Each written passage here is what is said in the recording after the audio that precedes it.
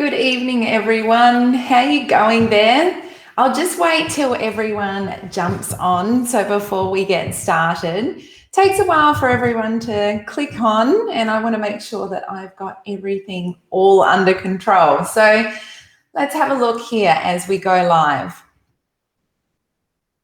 Looks like it's all under control. Beautiful. So if you can hear me and if you can see me, please type in and say hi. Excellent. I can already see someone jumping in there. So I assume that you can hear me and see me, which is wonderful. Well, I'm so excited to get started tonight and to kick off this incredible workshop series. Hello everyone. Hi Lynn. Hi Linda. Hi Donna. Hi Anna. Hi Lynn. Oh, there's some wonderful names there that I've seen. Now, if your name isn't popping up, you can always drop out and come back in again on the link that we had there that helps to register your name. So I can see lots and lots of people have done that and registered their name, and some people haven't. So if you are keen to ask a question tonight, then it's a great idea to make sure that I can see your name. But it's wonderful to see you all. Good evening, everyone. It's so cool. So great news in my household. I managed to get home from all the sporting activities with the kids. They're in bed. My husband's at work, so I was a bit unsure whether my 1.5 hour turnaround this evening was going to be enough to get everything sorted. But I have 2 sleeping children, but an absolute bomb of a kitchen right now, but we are all good to go. Alrighty, so it's just so wonderful. Certainly before COVID times, it was such a fantastic thing for me. I would get out and speak a lot and get to speak to extremely large audiences and talk all about gut health. And it has been a quiet time, obviously, with COVID. And so this has just been such a wonderful opportunity for me to get back out and to talk about what I am most passionate about. So we're going to spend a wonderful time together over the next 10 days. And my big aim is just to impart as much knowledge as possible to really support you in moving forward with your autoimmune condition. So there's going to be a lot of information coming your way, but please don't stress about that. All of the lives will be, you can watch them back over in a replay.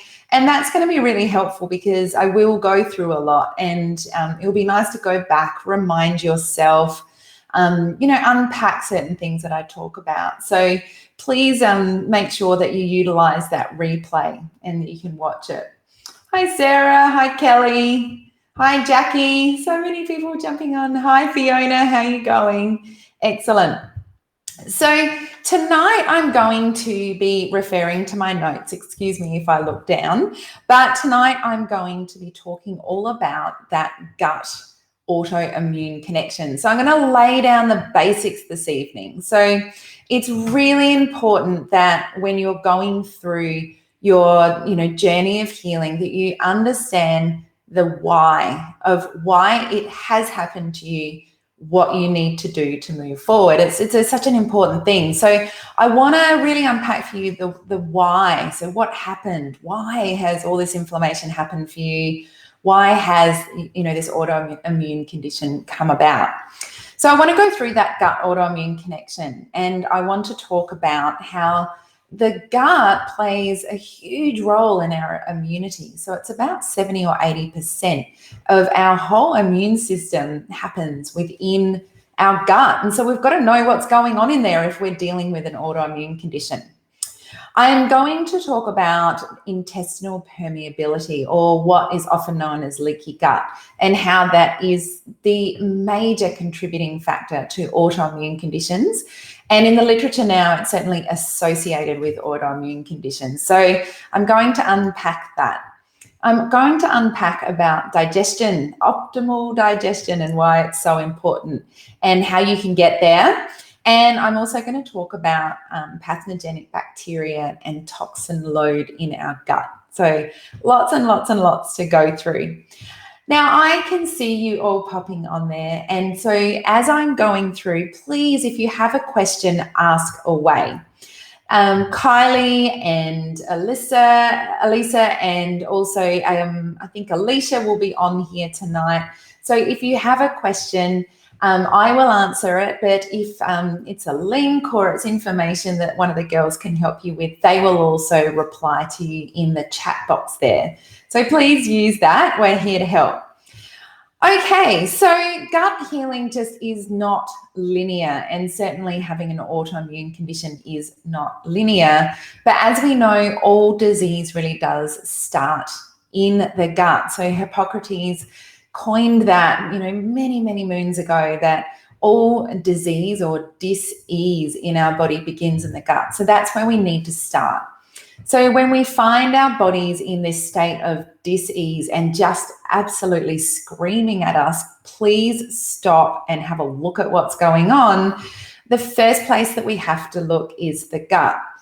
Now, if you have been through an autoimmune diagnosis, and if you've been on the rigmarole, the runaround of this specialist, that specialist, this practitioner, that practitioner, often people come to work with us at Culture Wellness and the gut health hasn't even been looked at, hasn't been talked about, hasn't been addressed. It's mainly just been steroids. It's been looking at, immunity suppression, all of these other medications, but the core crux of it hasn't been looked at. And that's really disappointing, because that's where we need to start. So before we get started, I think it's really important that I introduce myself, because there's lots of beautiful people listening out there and recognize lots and lots of names. But I know there are a lot of people that are new to Culture Wellness and of course new to me and who I am. So I have been through a lot in my life, actually, and have really suffered with health conditions since about the age of 2. And that's when I had my first flare that I look back on now in my autoimmune condition. I have always had a lot of pain. I've always had a lot of gut issues, extreme gut issues, and normalized having diarrhea about, sometimes 8 to 10 times a day, if not more, and normalized my pain. And really at my worst, I was having sort of 6 to 8 Panadol a day, was completely dependent on anti-inflammatories, sleeping tablets. I had a really horrible relationship with food. It completely rode waves of I would eat to have energy and get high, and then I would crash, and then I would eat again and then crash. And I just had no idea that that wasn't normal, because my mum has gut problems, and my grandma did, and my great-grandfather had bowel cancer. And I really just didn't know any better. And, obviously, and, in Australian culture, we kind of hide these things that, if you eat and then you rush to the toilet and you've got diarrhea, it's not something that you raise, or certainly in my sort of circle of friends, you don't raise that. And now my circle of friends, we high five each other on a good elimination every day and a good, stool movement. But it certainly wasn't that way when I was growing up. And unfortunately, matters just got worse. And sort of at my worst, I was hospitalized when I was 13, and I had viral encephalitis, which is, a huge, huge inflammation of the brain. And it just continued. I struggled with mental health issues and struggled with learning. So when I had that big flare when I was in school at about 13 and I was hospitalized, I really just lost ability to kind of have any cognitive thought. So I struggled to read and write and really had to relearn that. So thank goodness my dad is a teacher. And I, sort of had to learn how to make friendships again, and I had to learn how to behave in social situations. I had to learn a lot of my schooling. I felt very ostracized. I felt very alone, and it was a really, really difficult time. And, I just sort of had to recover for that. And my parents had no help or support, which was really, really tough. And then moving on from that, I just did the best I could. and had multiple flares and multiple issues. And it all sort of accumulated around the time that I first fell pregnant with my boy, Noah, and things just really got out of hand. And my gut health issues got really out of hand. So at that time, I was studying my PhD. So I come from a background of HR in my first career. And then I moved into academia and moved into studying my PhD at Monash University, and I taught at Monash, and I also taught at University of South Australia, and did an honours and studied my PhD, which still baffles my mum that I was able to get there, considering I had so much trouble and had to relearn so many of my skills.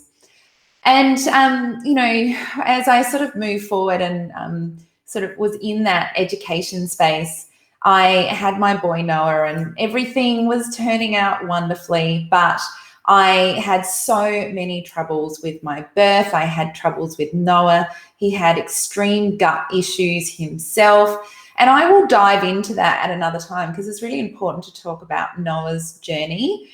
But basically, it got to the point that we all had such chronic gut issues that the whole family, so myself, my daughter, and Noah, we all had to have what's called a fecal microbial transplant.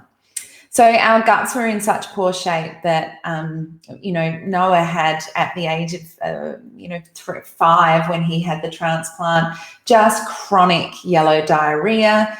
I just had chronic diarrhea. Noah was covered in rashes, covered in, eczema. He'd screamed all night. I had debilitating back pain at this point and couldn't remember anything. I had no energy.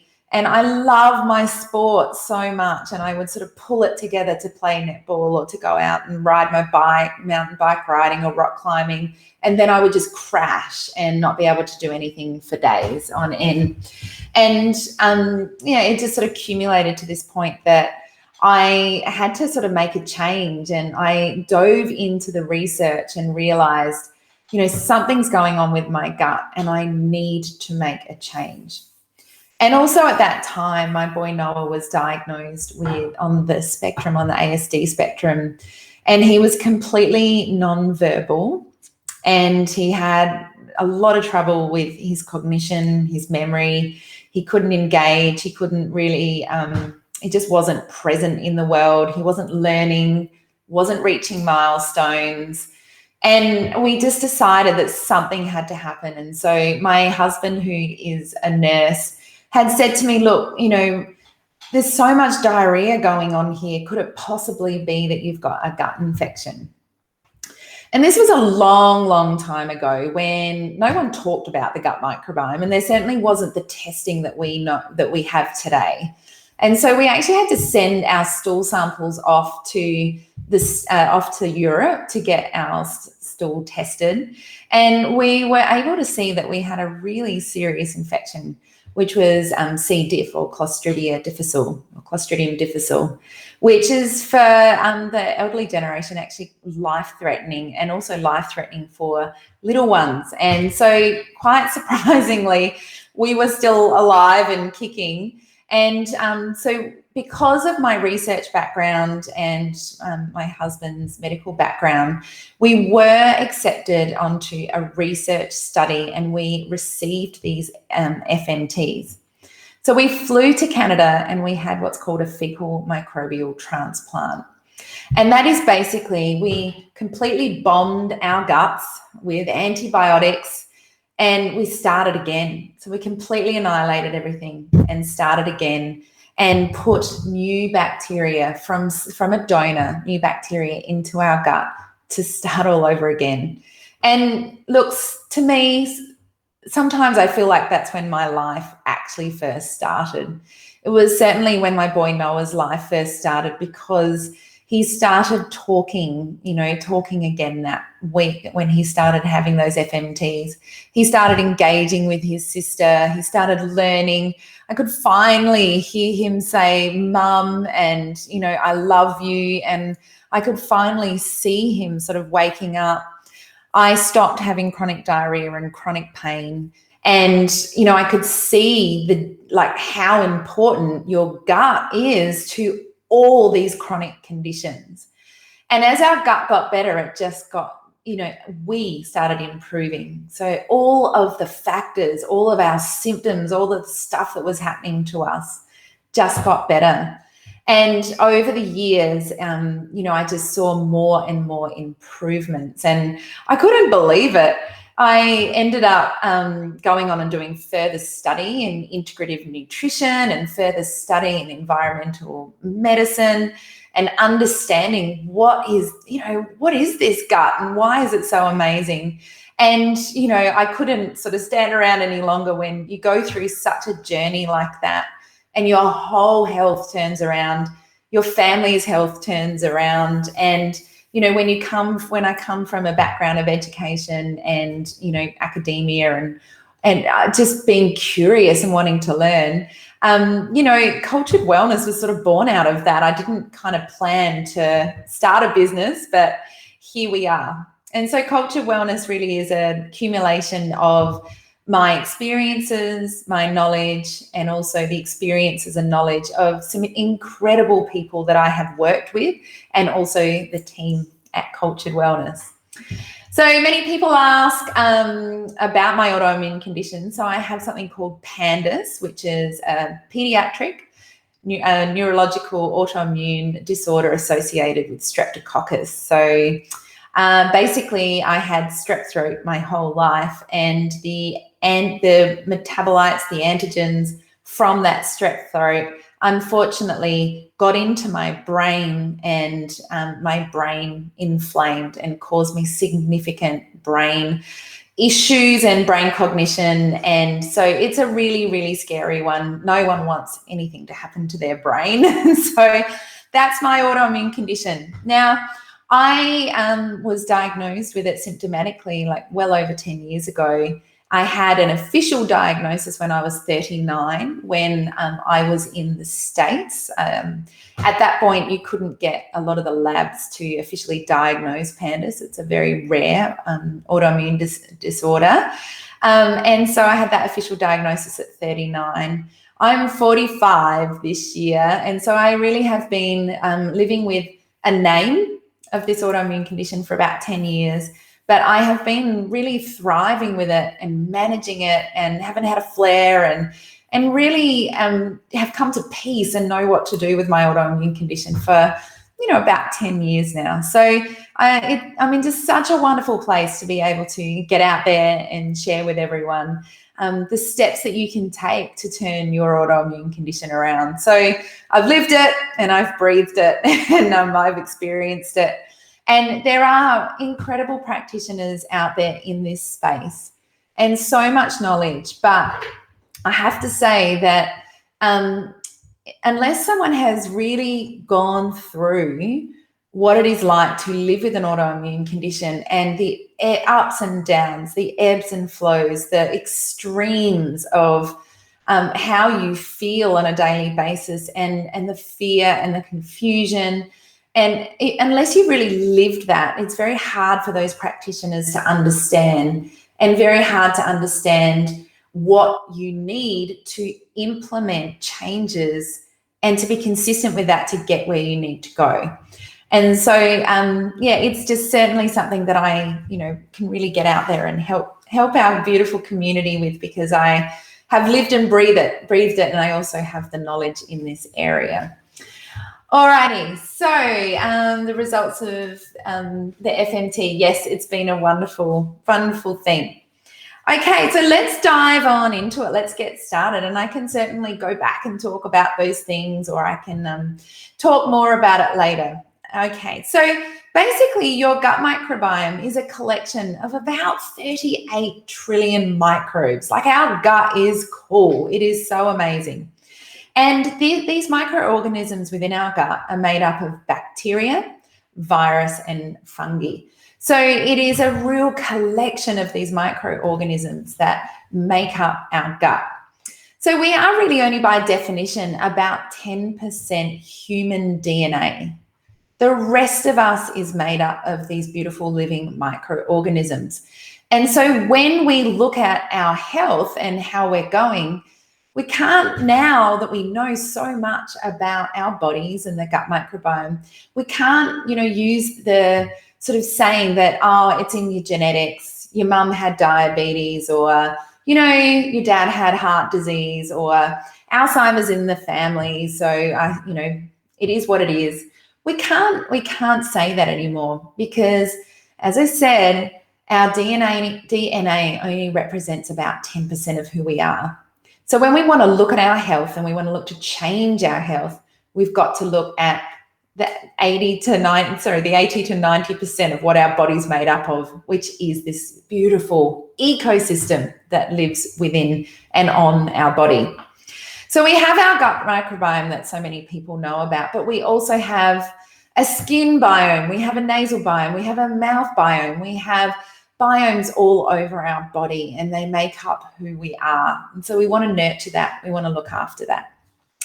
Okay, the gut microbiome is complex. And so the research in this area really only started in the 1990s. This is a very new area. It is in its infancy.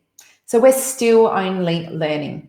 So the father of this area of research, Dr. Gordon, a microbiologist, he only published his first paper in 2001. So we're 20 years into this knowledge, which is not much at all. And so it changes all the time. We are still sequencing the gut. We're still learning so much about these organisms and how they impact us. And so watch this space for, how we can keep learning and what's happening. So when I started learning about the gut microbiome about 10 years ago, as I said, barely any papers had been published. There was not much around. You certainly couldn't join a live like we're doing tonight and learn all this information. It was very hard to find. And so we are now sort of in this really exciting space that I think there was over 240 published papers last year on the gut microbiome. There is a truckload of resources and money going into research, and it is just so exciting to see this big explosion happening. Because the role of the gut is vast. It is so vast. Our gut absorbs our nutrients. It is responsible for our immunity. It educates our immune system on how to behave. So, do we have a friend or a foe in our body? It is so important to calm down inflammation. So it puts that inflammatory fire out, which is what we all need to know when we have an autoimmune condition. It's responsible for detoxification, for satiety. It is so key when we're talking about the production of vitamins and absorbing that nutrients. It controls pathogens that come into our body. It's that first line of defense for our body. And this is the kicker. This is the one that is really exciting at the moment in the research. Our gut microbiome dictates our mental health, our state, our mood, our joy. It helps us produce GABA. It helps us produce serotonin. It helps us to just feel happy and to feel balanced and stable.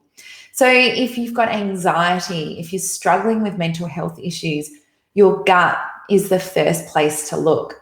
So who would have thought that our gut and what happens in there has so much to do with what's happening with our mental health and how we feel? So, when we see a lot of the stuff around about the gut microbiome, it's often, someone holding their tummy, or it's often a little caricature of the large intestine with little bugs in there.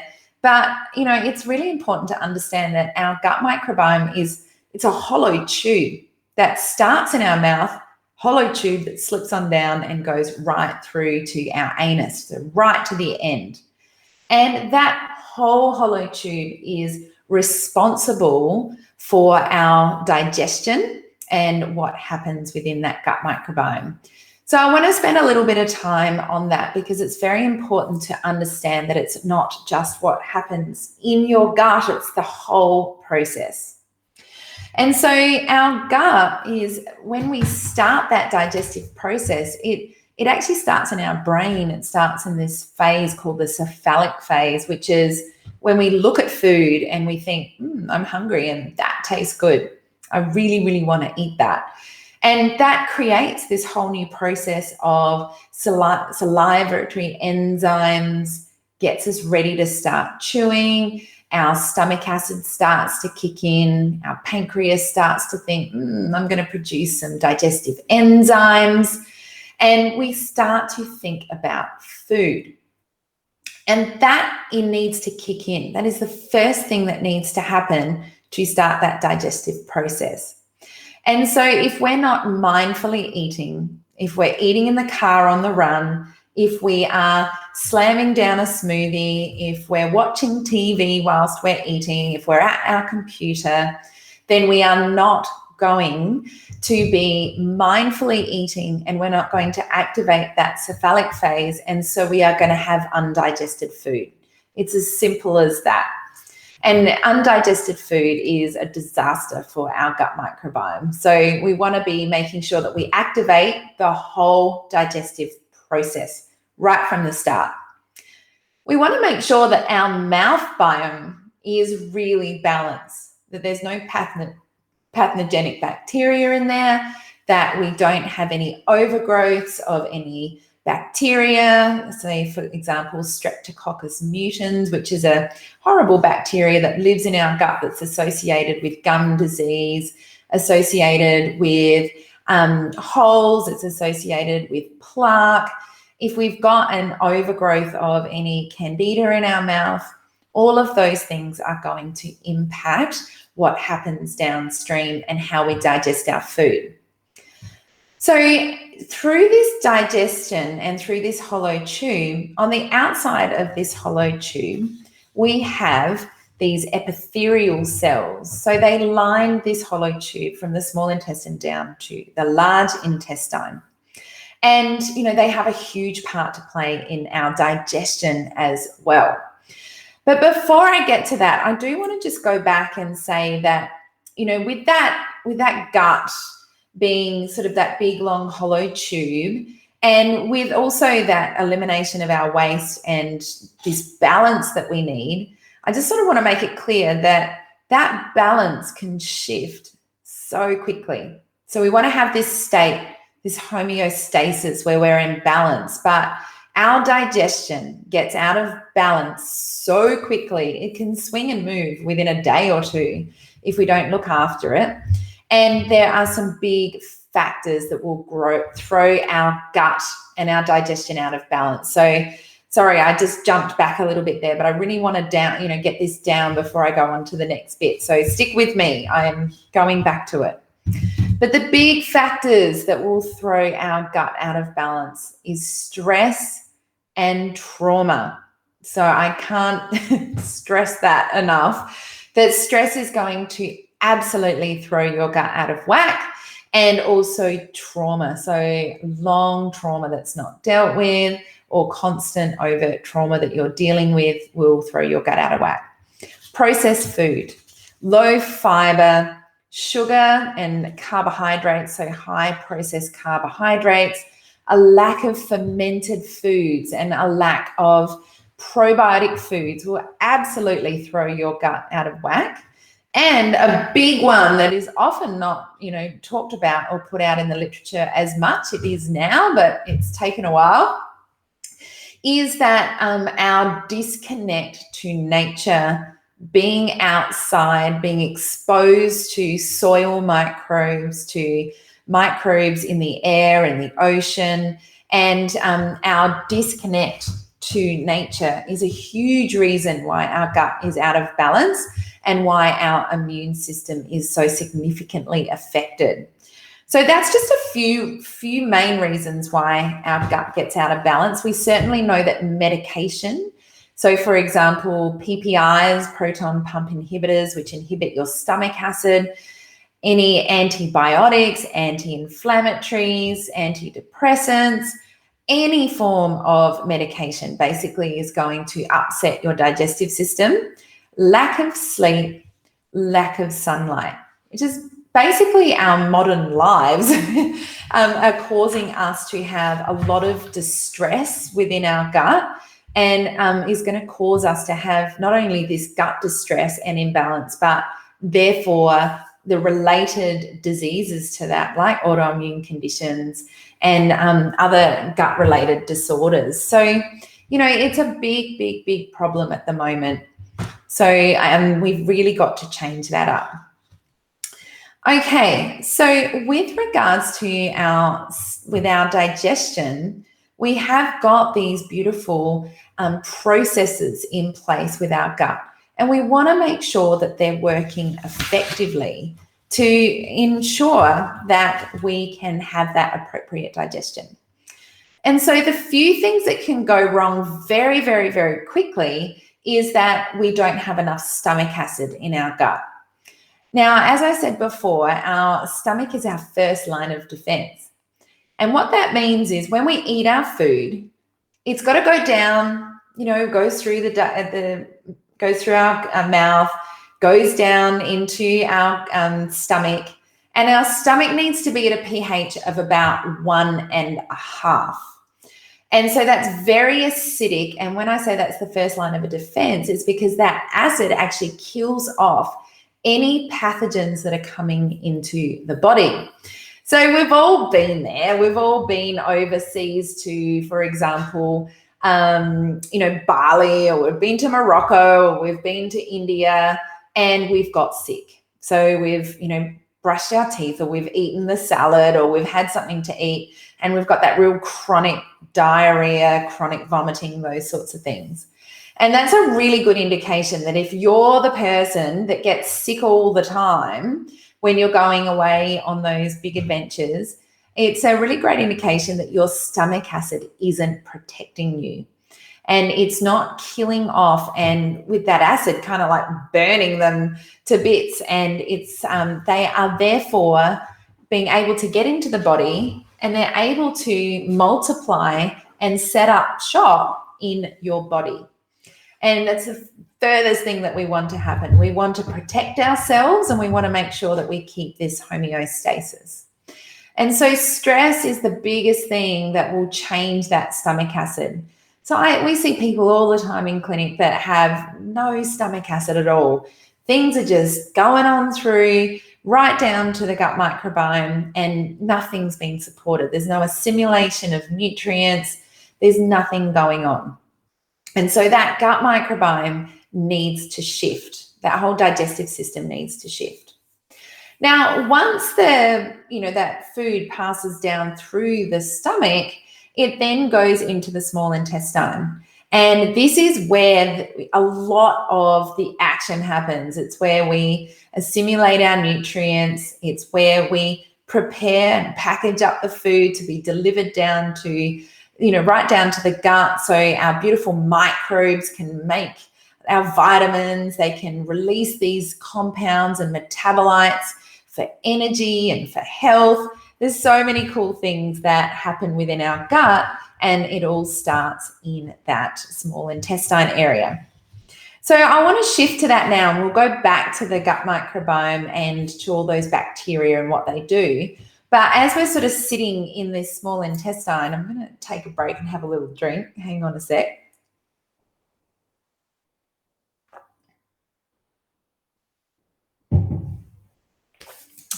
As I took a little drink, I saw there's a really cool question there. How can we measure our stomach acid? All right, listen up, get your pens and paper. I'm going to give you a at-home hack to try. For those of you who joined me on the fiber challenge last week, and we did the sesame seed challenge, this one's a little bit similar.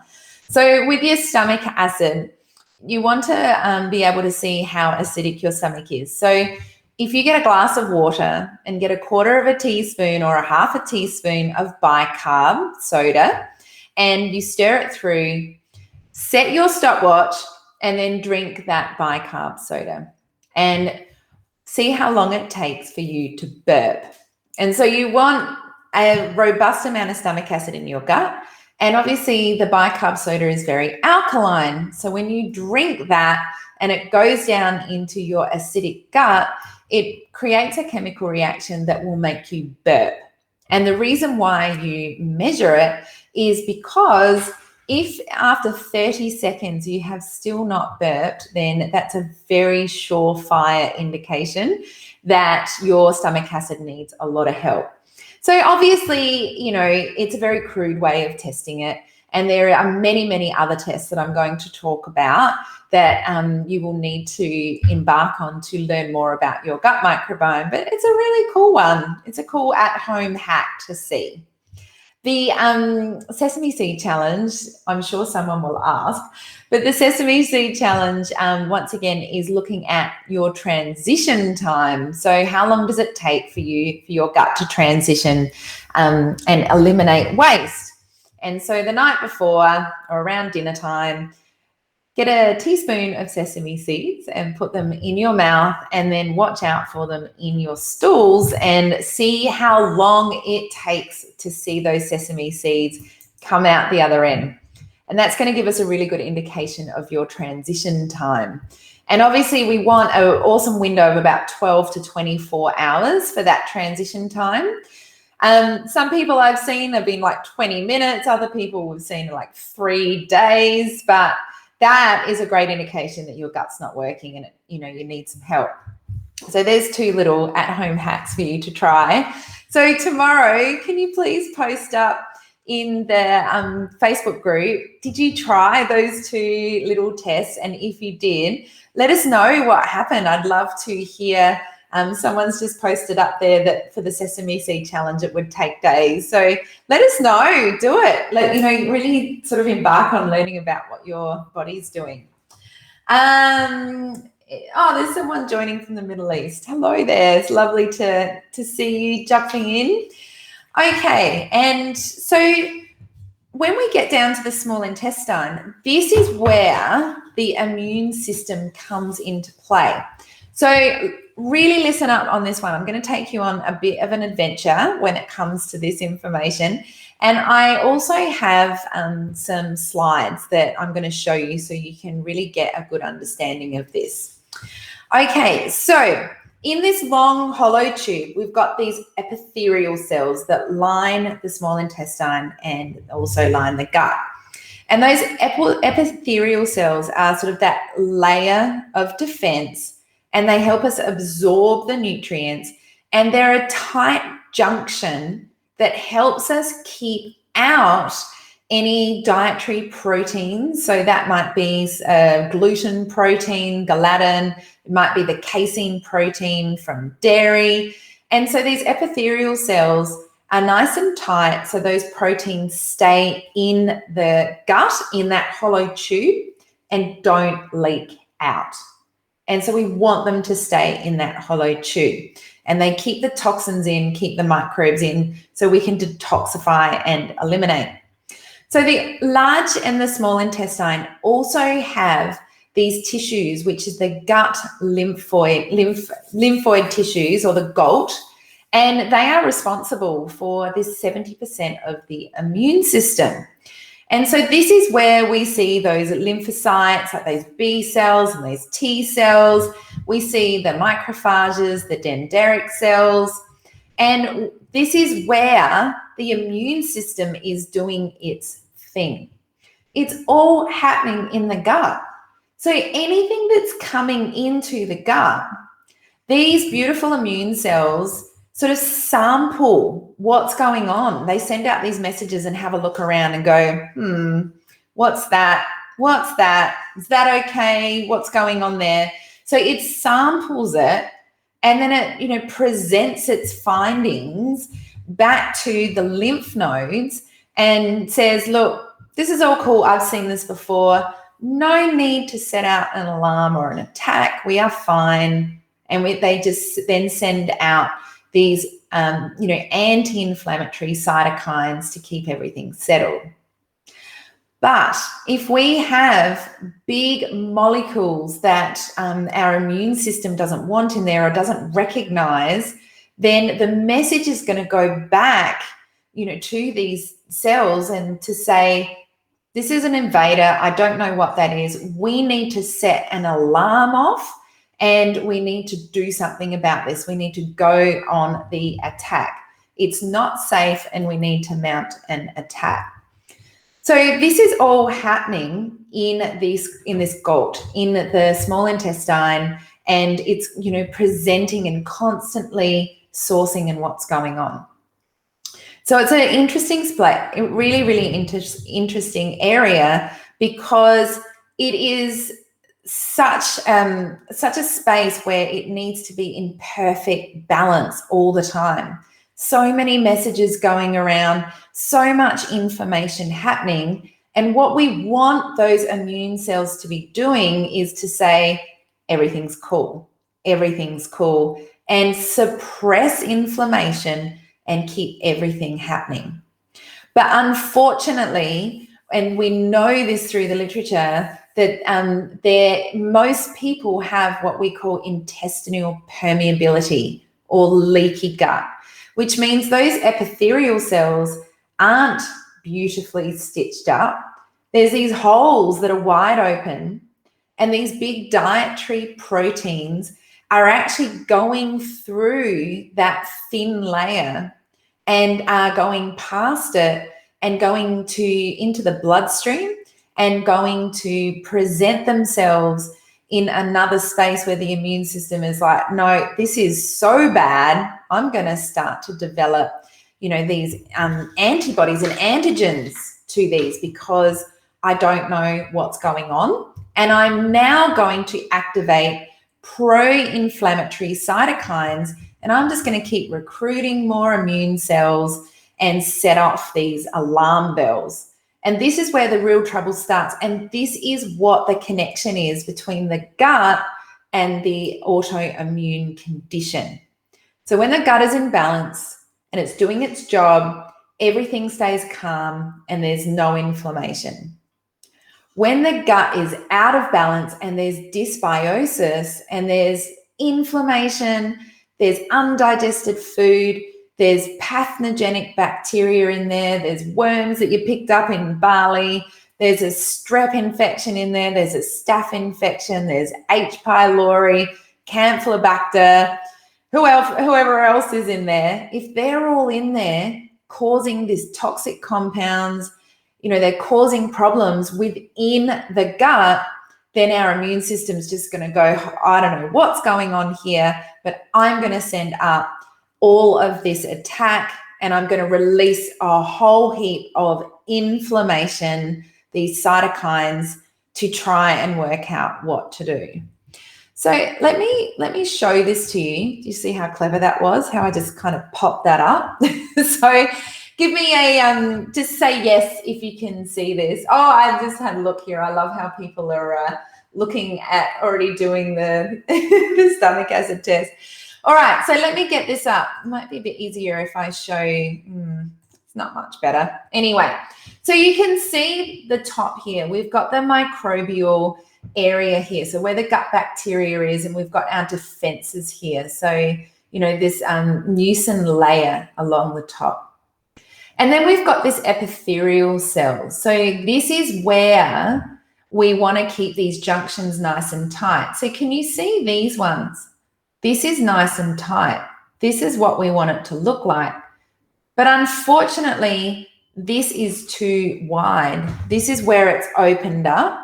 And this is where we can see these bacteria, these different, all these different compounds and toxins and undigested dietary proteins leaking through and coming into an area where they're not supposed to be. And these macrophages, which are part of our immune system, start mounting attack, start diving onto these proteins or molecules. And this is where the big inflammation, those cytokines, start to happen. This is another really good, one here. I really like this one because it really shows that damaged area that can happen. So, these junctions can become open from zonulin, which is in gluten, from alcohol, from sugar, cortisol, which is that stress that I was talking about, infections, and medication. So you can see here, this is this beautiful epithelial cells that we want to remain so tight, and so robust. And you can see how degradation can happen so quickly. And then our immune system just does not know what to do with it. This is also another really, really good one. And we can put these up in the Facebook group as well if you can't see. But let's see if I can do it like this. It might be a little bit better for you to see. Once again, here's those tight junctions, this epithelial cells.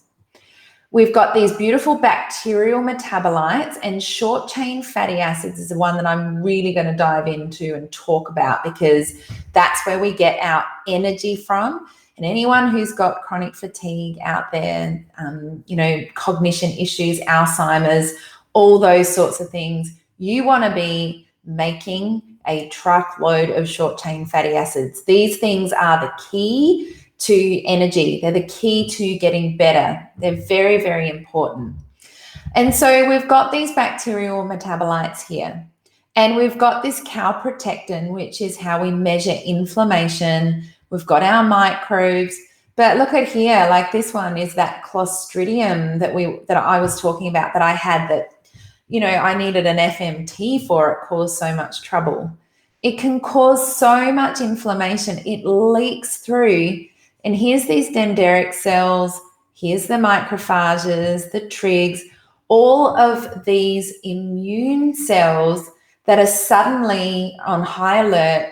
They're presenting these messages to the lymph nodes and to the immune system to say, what's going on here, what's happening. We're going to have that we're going to have this big, what's called a cytokine storm, which is basically a huge inflammation, massive inflammation. Okay, so let me just check these questions while we have a look. So I'm glad you can see that, and I definitely, Georgia might do that already, or Kylie, put them up in the Facebook group so you can see those, because they are such a great way of unpacking that degradation of the gut. And once that gut has degraded, then our immune system just loses it. Okay, so if you're taking anti-inflammatories for many years, that it's going to cause that. Oh, I'm so glad the ketogenic diet has helped. I can't wait to talk to you guys about that in our next topic. Alrighty, and any other questions here? Does damage to the gut repair if you change your habits? Absolutely, that is such a great question. So what you've seen there, you can absolutely turn that around. So, we work with hundreds and thousands of people with the Culture Wellness program to be able to move that state from chronic inflammation and, a chronic dysbiosis, and move it to a beautiful, flourishing gut that isn't inflamed and can do what you want it to, and it can start working properly. Okay, so how long do these live talks go for? Well, I do like to talk, so probably about an hour and a half, but they will be recorded and you can watch back. So have a look in the guide, so we'll look for that. Okay, so this is a great question. How do you know if you've got leaky gut? So we can test for that. So we can find through the stool analysis that we do at Cultured Wellness. We look for things like calprotectin. We look for LPS, which is a inflammatory metabolite that shows us that there is inflammation and leaky gut. And we can also look at, in our testing, if there's undigested food molecules in the stool. And so then we can, show that there's leaky gut present. So, but basically, if you have an autoimmune condition, because leaky gut or intestinal permeability is the precursor for an autoimmune condition, then you absolutely would expect that you would have leaky gut with an autoimmune condition. Okay, so I have IBS and predisposed to inflammation, and so are my children. How do we fix this? We can absolutely fix this. So over these lives, I'm going to talk to you about diet. I'm going to talk about lifestyle choices. I'm going to talk about the importance of fermented foods. I'm going to unpack all of that. So stay with me and stay tuned. So there's lots and lots of information there. Okay, so let's get back to it. So we can see that we're going to get this vicious cycle that if your gut is leaky, your body is going to be on high alert. And our immune system has these different forms. We have our innate immune system, which kind of goes on high alert first, but we also have our immune system that is constantly building antibodies, and they're building, these antibodies to what's presented in the body. And that's where the long-term trouble starts, because our immune system is constantly in this fight or flight and constantly producing inflammation. And so we need to flip that switch and turn that off. We certainly know that there are genetic implications to autoimmune conditions. There are certainly, and for our patients at Culture Wellness, we do a lot of DNA sequencing to see what's going on with people's DNA and have a look at what are those, predispositions. There are certainly some genetic SNPs that mean that your body is more pro-inflammatory. It's going to struggle with inflammation more, and we can see that. But we now know this concept of epigenetics, and we understand that we can have all of these markers and we can have all of these issues with our genetics. Sorry, I'm moving around a lot. We can have all these issues, but we know that there needs to be a trigger. There needs to be something that kind of flips that switch so those genetics express themselves. And that's the concept of epigenetics, that we can have these genetic implications, but if we don't flip that switch, it doesn't mean we're going to get an autoimmune condition. And if the switch has been flipped, so whether that's trauma or whether that's stress or whether that's a really poor diet, poor sleep choices, whatever that may be, where the switch flicked on and you've suddenly got this autoimmune condition, we know we can flick it off again. And that's where the recovery and the healing and getting into remission comes from, which is the really exciting stuff. And you can get there. You can absolutely get there. So we, take heart if you have an autoimmune condition that your family members have. You can turn that around and you can make some changes. Okay, so let's talk about those big inflammatory compounds that can leak through into the bloodstream and that can go into those immune cells and that can cause the confusion, because that's the stuff that we've got to calm down and we've got to stop. And so, when it's inflamed and it's in overdrive, we need to make sure that we cut out grains, so especially gluten and a protein of the gluten, which is the ghalatin. So gluten is not great for most people, and it's certainly not prepared appropriately anymore, but it's a big compound. It's a big dietary compound that causes a lot of trouble with an inflamed gut. Now, when you have this gluten coming into your body all the time, then your immune system is constantly sort of sampling it and sequencing it. And if the gut's leaky, it's going through into the bloodstream, and the immune system is just constantly building those antigens or those antibodies to it. And so when someone says to me, oh, I cut gluten out for like a week or two and it didn't make a difference, that's because it takes months for your immune system to stop producing those antibodies and to calm down and stop producing that inflammatory storm. So you need to be gluten-free for at least 6 months. And I mean like no gluten, not a sniff of it, not a skerrick of it, no exposure to really see if gluten is a trigger for you. Because remember that your immune system, it's designed to tag these things and to build those antibodies to it. And so those antibodies will be circling around, they'll be looking out, they'll be on high alert, and they will do that for a long time before they finally go, you know what, I haven't seen that for a while, so I'm just gonna calm down now. I'm gonna finally rest and stop. And exactly the same as dairy. So that's the casein protein. And it's also a big protein molecule, and it does exactly the same thing. If you've got intestinal permeability, it's going to leak through, and our immune system is going to register that. And it's going to register that all the time until that inflammatory storm finally calms down. So you can't give up dairy for the weekend and you just suddenly go, okay, well, it didn't work and it's not dairy. And, I had cheese on Saturday, but I haven't had it for 5 days and I still don't feel any better. I still feel inflamed and I feel sore. So it's not dairy. I tried that. So it doesn't work that way, unfortunately.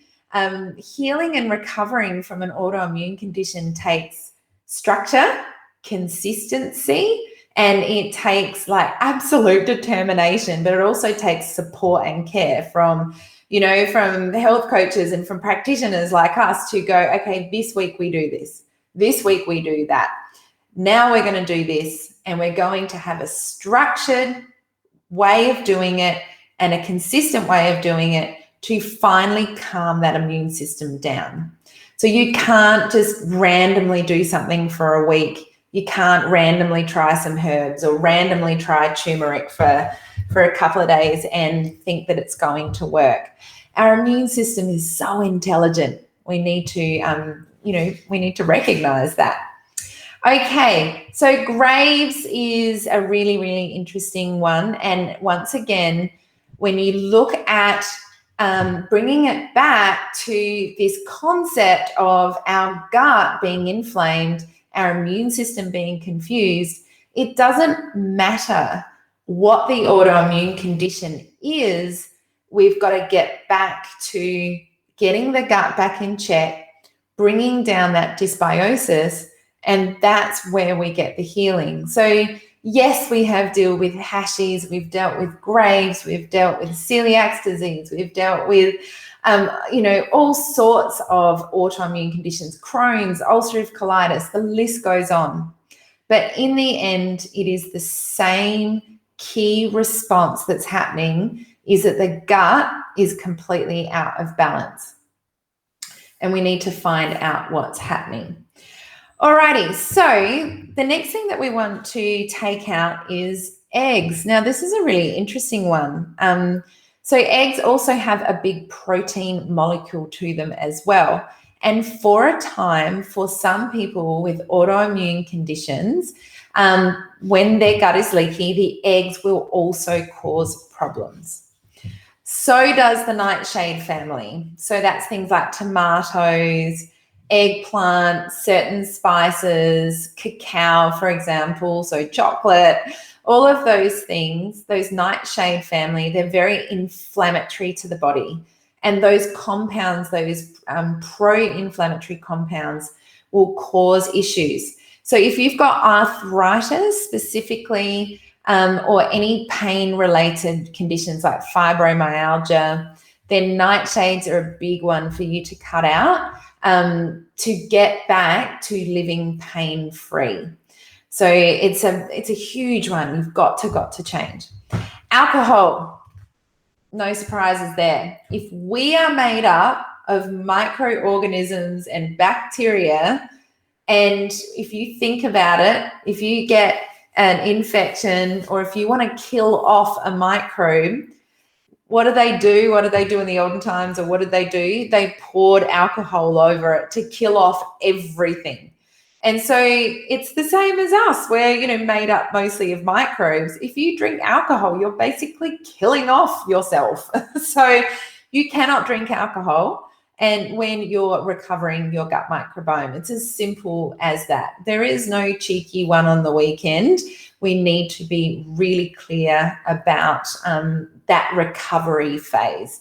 You get back to having alcohol, it's fine, but you need to be in that recovery phase. Nuts and sugars. Now, I'm going to go into that when we talk about diet in the number 2 live, but nuts and sugars are a big one. And of course, nuts and seeds are a big one. But of course, refined sugars and additives. So, there's some of the big ones that you need to cut out to be able to get a lot of the changes in your gut. Now, so great question there about MS. So yes, the same thing. When the body is inflamed, when the gut is inflamed, you're going to see those autoimmune conditions like MS. So it just depends what your predisposition is, which is how your body is inflamed, what happens there. And so that comes down to sequencing and understanding your genetics, as to why did I get fibromyalgia and why did that person get Crohn's and why has that person got diabetes and so forth. So, but yes, all of those conditions can be helped by implementing, these diet and lifestyle changes. Coffee is a nightshade, and for lots of people, you do need to cut that out. Some people not. Yes, Christina Brown, thank you. It's lovely to see your name there. We do look at MTHFR. So that's a key component for how well we detoxify. And so if we have MTHR SNP, so implications with that, then we need to have our gut working even more effectively because our gut is responsible for detoxification.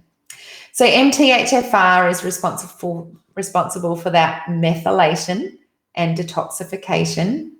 And if any part of that liver is compromised, if there's toxins in the body, if we can't eliminate, then matters are going to be worse because we've got that predispensity to it.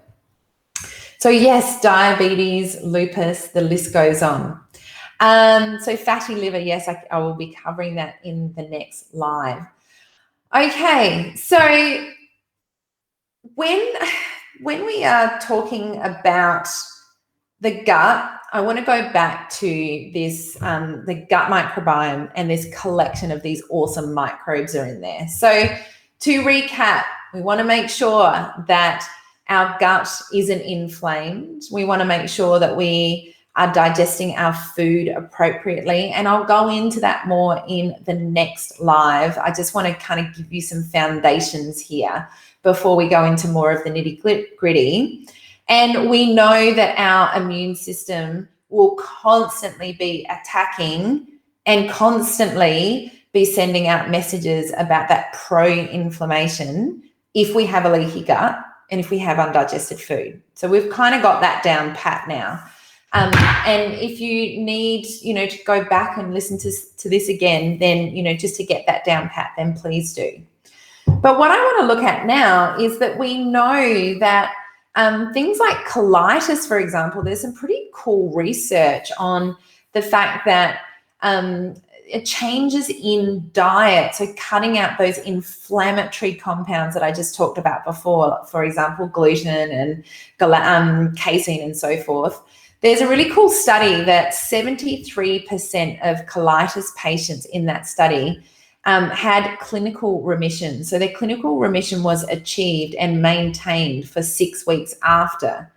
Now, in this research study, the percentage of the remission, which was that 73%, was much, much higher than any clinical drug that had been tested. So any steroids, any clinical drugs. That is amazing.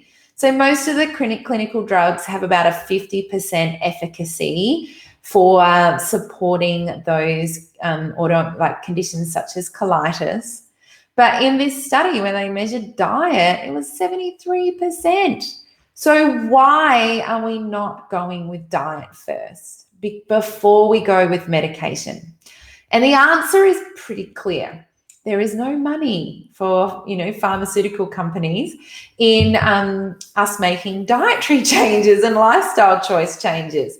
So there's no money in it from the pharmaceutical companies. And so therefore, there's not going to be any research behind it.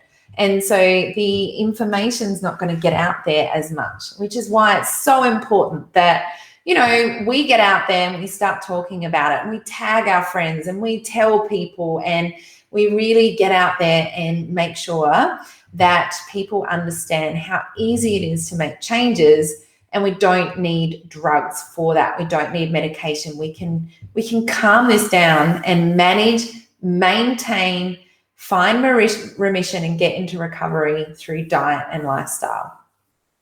So that's a pretty cool study.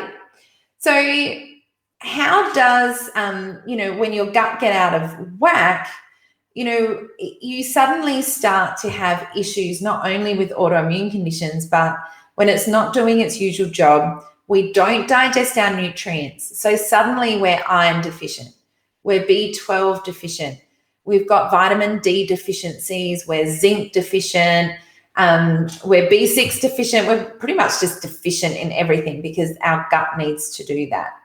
We can't detoxify effectively. Our hormones go on the blink because our hormones need our gut to digest our food and absorb our food. And once again, those neurotransmitters. So we can't produce dopamine, serotonin, we can't produce our happy hormones, and so we have those mental health issues. So I want to go on to a big one here and talk about, like I said before, these beautiful microbes that are in our gut. So these microbes in our gut, there's trillions and trillions and trillions of them, and they do wonderful things. And they create what's called these metabolites that enable us to be able to, have energy to be able to create those neurotransmitters and so forth. So we want diversity. We want a robust amount of these bacteria in our gut. And we've found some really cool research, and there's some research coming out about these specific bacteria in our gut that produce these metabolites that are short-chain fatty acids. And so short-chain fatty acids, there's a whole sort of umbrella of them, but the one that I really want to talk about is butyrate. And so these gut bugs create this butyrate, and this butyrate is actually fuel for the cells in our gut lining. So they're the fuel source for the epithelial cells. So they're like the unleaded petrol for the car. So we want as many, of these bacteria that produce that butyrate as possible in our gut, because when our gut is healing, we need as much butyrate to line those cells back up again and get those junctions back tight again. And we want, a plethora of butyrate-producing bacteria. And so that butyrate-producing bacteria is going to reduce that leaky gut. It's going to support that, and it's going to help us with our immune response.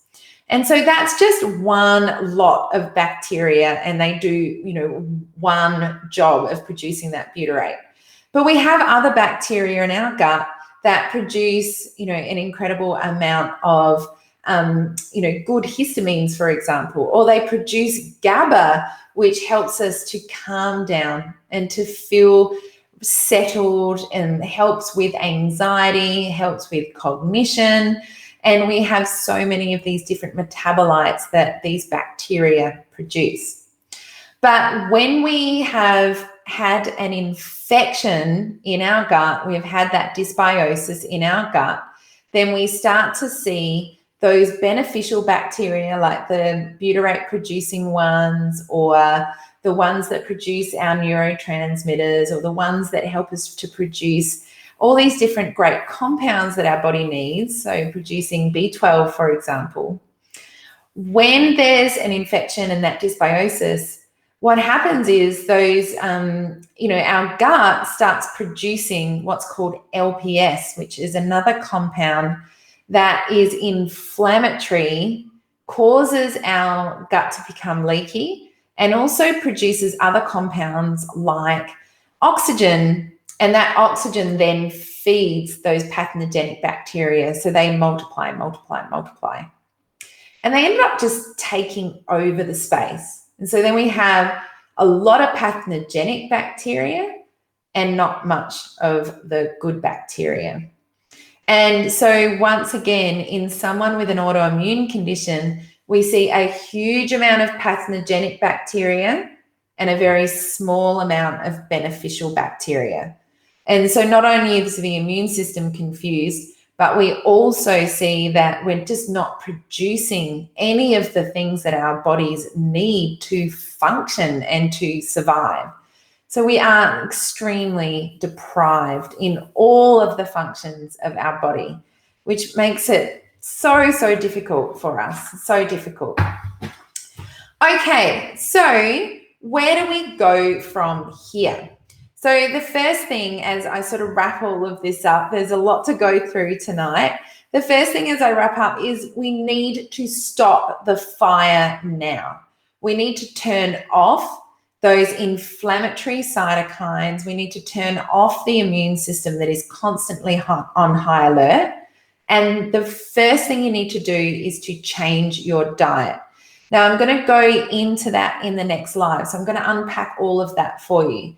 But the big things that you can do is to start fermented foods. So, I, as part of my journey in my own autoimmune condition and having the gut transplant and all this kind of stuff, is I developed the Cultured Wellness culture starters because I couldn't find any culture starters that had the right probiotic strains for autoimmune conditions, the right probiotic strains to support the gut to heal and to heal up that leaky gut. So everything that I've been talking about. And so I developed these cultures so you can ferment at home, doesn't cost you a fortune, and you can have your favorites like your yogurt, and you can have, make bread and pizza doughs and all those sorts of things that you still want. You don't want to cut joy out of your life and stop eating. You just need to make some big changes. So I highly recommend that you start fermenting. So that's very important.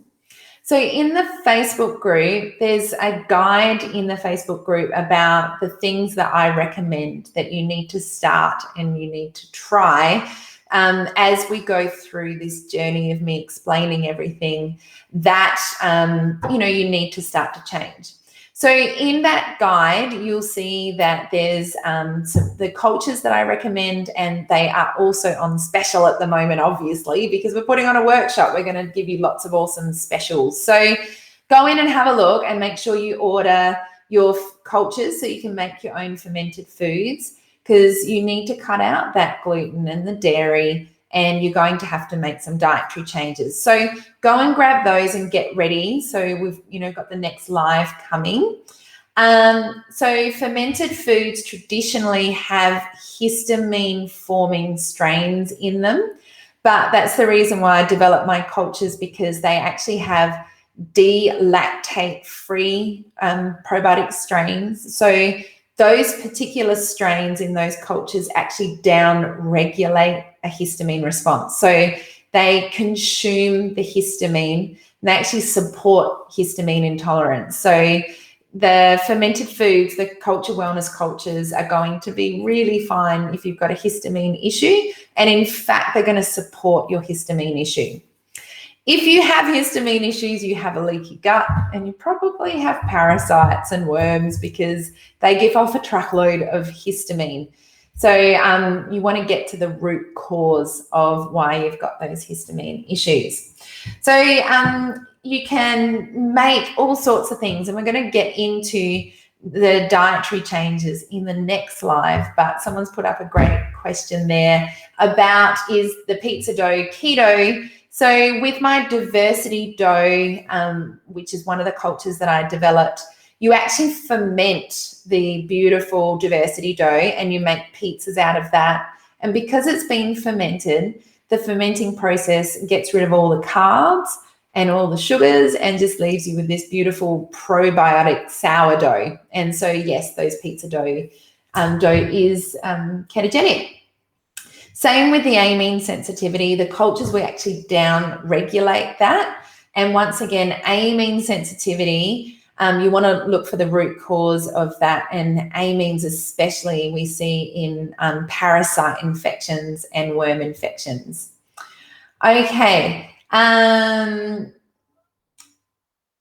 Yes, so thank you. Looks like Kylie's on there talking about the histamine issues as well. Okay. So histamine is a compound that our gut creates, and if our gut doesn't have enough of the bacteria that consume the histamine, and we don't have the appropriate enzymes to also detoxify it, we can get too much histamine in our body, and we get an histamine sort of bucket that's too full, and we get runny eyes and rashy nose and sort of those hay fever-like symptoms. So there's a lot of things going around that, a lot of sort of conversation going around about histamine intolerance, and you just have to avoid histamines. And that's not the case. You always want to be looking at the deeper picture. You want to have a look at what's going on. Okay, so the first things that you can start is eliminate those big protein foods. Get started on the fermented foods. Get familiar with making bone broth. That's going to be a really huge thing that you're going to need to do to heal up that leaky gut. And I'm going to talk about that. And also start thinking, and I want to talk to you about this in the next one, and post up on the Facebook group. I really want you guys to use this Facebook group for the next 10 days while we're here. Like, become a critical thinker. Get curious about, what's been going on for you.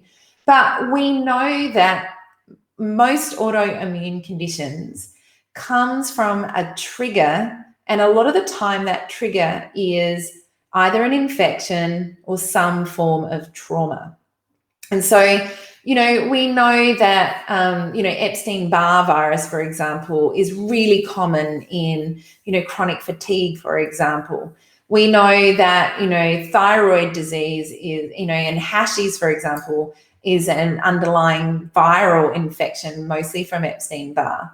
And we know that there's colitis is mostly Clostridia and infections. And there's, really great research now about, what's going on for that autoimmune condition and the connection to the root cause. For example, arthritis, fibromyalgia, any of those inflammatory pain ones is, streptococcus, staphylococcus infections, H. pylori infections.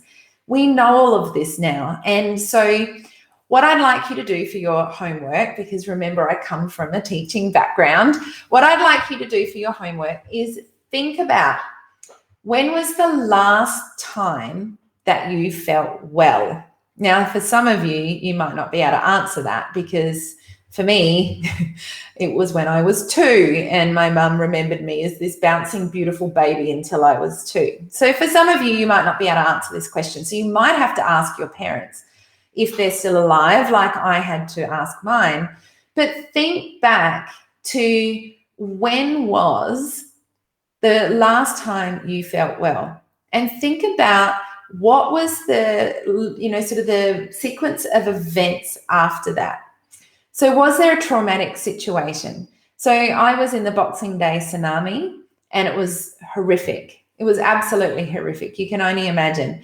And my autoimmune condition and my gut was horrific after that. It was a massive trigger to cause a horrible state of affairs and a terrible flare, because I'd had things in check okay from, up until that point. So think about, were you traveling? Did you get a tummy bug when you were traveling? Was it a trauma? Did you have like constant ear infections and, a sinus infection? Were you really, really stressed and going through uni? Did you have,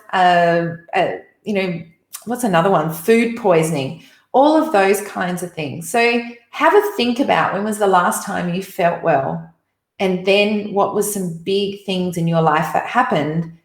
And you'll very quickly start to critically be able to think about the root cause of your autoimmune condition. And I'll talk about this more in the other lives, but that's where the real power, the real excitement comes with recovering from your condition, is when you get to the root cause and you can find out what you're dealing with, who you're dealing with, and how to make that recovery. So that's pretty exciting. At Culture Wellness, we can test all of that. So that's absolutely fine. And we can find these things out. We can test your DNA. We can test your bloods. We can do everything. So it really is a one-stop shop for what you need with regards to investigating this. Okay, so lots and lots of questions there. Everyone's off to bed. I don't blame you. So you got Epstein-Barr, then chronic fatigue, and then Graves. So I can't see your name, I'm sorry. It just says Facebook user, but you have just hit the nail on the head. That is exactly what I see all the time.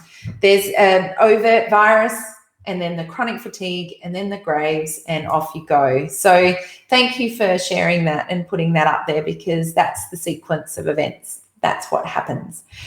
Alrighty, so have a look in the at the cultures, and make sure you make the most of the specials that we have on at the moment, and grab your cultures, because in this 10 days, I really want to be able to support you on making them, getting started with them, incorporating them into your lifestyle, because you are going to need them to recover from your autoimmune condition.